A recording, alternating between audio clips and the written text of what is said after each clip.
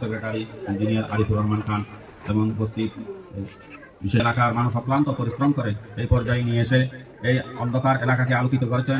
এই জন্য এবং এলাকাবাসীকে ধন্যবাদ জানাচ্ছি। তাদের পরিবার সদস্যবৃন্দকে এই মাদ্রাসায় ভর্তি করিয়ে লেখাপড়ার সুযোগ করে দেওয়ার জন্য এবং আলোকিত এই এলাকাকে আলোকিত করার জন্য যে সহযোগিতা করেছেন ছাত্রছাত্রীদেরকে দিয়ে, এই জন্য এলাকাবাসীকে ধন্যবাদ জানাচ্ছি।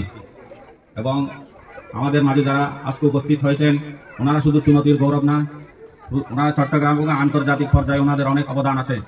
তাই আমি সম্মানিত মেহমানদেরকে অনুরোধ করব এই আলোকিত এলাকা যাতে আরো আলোকিত হয়, এই ভবনগুলোতে যাতে ছাত্রছাত্রীরা লেখাপড়া করে এলাকার এবং দেশের উন্নয়ন অবদান রাখতে পারে। সবার আমি মুস্তাফিজুর রহমান খান ফাউন্ডেশন এবং বিশেষ অতিথিবৃন্দের কাছে সবিনয় অনুরোধ করছি। এবং আজকে যারা এখানে আমাদের প্রধান অতিথি এবং বিশেষ অতিথি মুস্তাফিজুর রহমান খান ফাউন্ডেশনের সম্মানিত চেয়ারম্যান এবং সম্মানিত সেক্রেটারি জনাব ইঞ্জিনিয়ার আরিফুর রহমান খান সাহেব, আমাদের এই এলাকায় একটি রিসোর্ট হয়েছে চুনতি আর্ট রিসোর্ট, এই পরিবারেরই সদস্য ওনারা।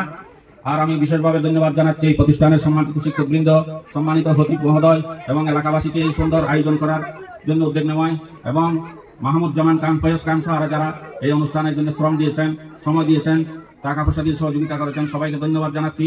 এবং সম্মানিত প্রধান অতিথি এবং বিশেষ অতিথি মহোদয়ের প্রতি দৃষ্টি আকর্ষণ করছি, এই এলাকা যে আলোকিত হয়েছে আরো আলোকিত করে যাতে তারা নিজের পরিবারে, নিজের সমাজে, দেশে উন্নয়ন অবদান রাখতে পারে, এই মাদ্রাসার প্রতি সুনজর দিবেন, এই প্রত্যাশা রেখে আমি আমার সংক্ষিপ্ত বক্তব্য শেষ করছি। আসসালামু আলাইকুম রহমতুল্লাহ।